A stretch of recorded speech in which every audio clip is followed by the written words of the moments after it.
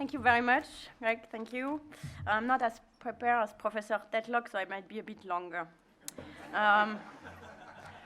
Dear member of the board, fellow nominees, Greg, I'm very honored, and it's with humility that I accept this distinction in my name, but also in that of the members of the J-PAL network. It's a great pleasure that this evening is both under the auspice of Patrick Moynihan, who is for any person who works at the interface of policy and scholarship a clear hero.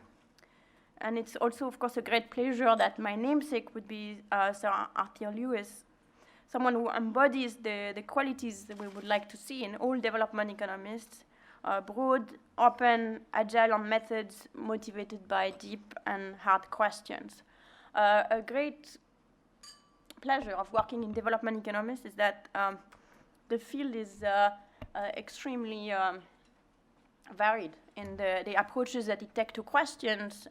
Most people who work in development economics are quite well-versed in different methods and like to talk to each other and have a combination of looking at the world with some particular theoretical lens, but also be having their feet on the ground and being able to go to the field and learn from there. In fact, many people often ask me, oh, you must be so unconventional, you're going to the field, etc. And I'm like, no, that's what development economists have done forever. I'm just taking that along the natural step, a combination of a theoretically grounded view of a particular problem, which comes from our discipline, but also the ability to learn from realities in the field. I'd like also to see in this honor a recognition of the patient and painstaking work that is the fight against poverty. The objective of J-PAL is not at all modest. It's pretty ambitious, actually. We intend to change the world. We intend to radically improve the lives of people who live on extreme poverty with our particular method, which is our way of trying to improve the quality of policymaking through better scholarship and through better connection between policymaking and scholarship. So J-PAL is a network. It got started in 2003 by Abhijit Banerjee, Sendil Mullainathan, and myself. And today it's about 150 researchers in the world with about 700 projects that are either ongoing or completed.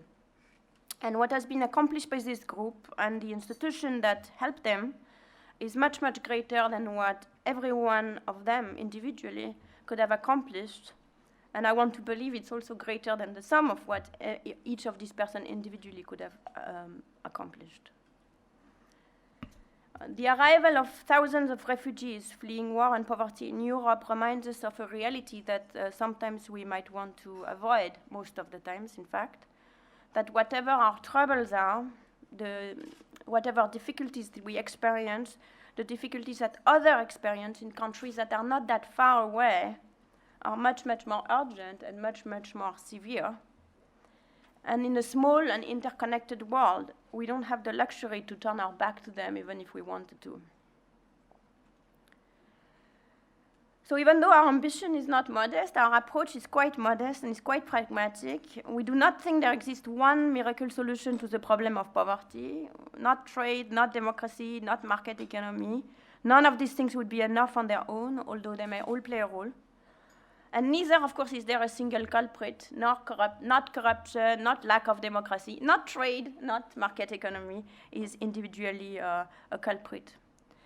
So at J-PAL, what we try to do is to deeply understand the mechanism underlying the persistence of poverty, to better understand why poor people make the choices they make, and to contribute through this understanding to help design better policies.